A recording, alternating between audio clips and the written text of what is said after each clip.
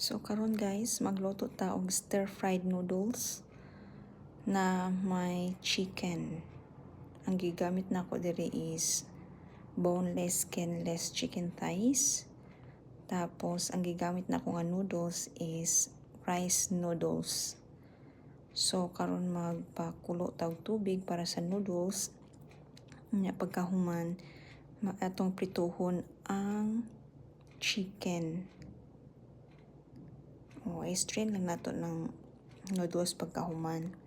Naibutangan lang ako siya sesame oil para dili siya magdikit-dikit. Pagkahuman, set aside lang una nato na magprito sa tasa atong manok. Ako na siyang gimarinate overnight with toyo, salt and pepper. So iprito lang na siya kutob mag golden brown para medyo may color atong manok. Pagkahuman, i-slice lang nato siya para dili siya ingog dagko kaayo. Pag nakuha na, set aside una nato siya. Pagkahuman ana, igisa na pud nato ang garlic or bawang.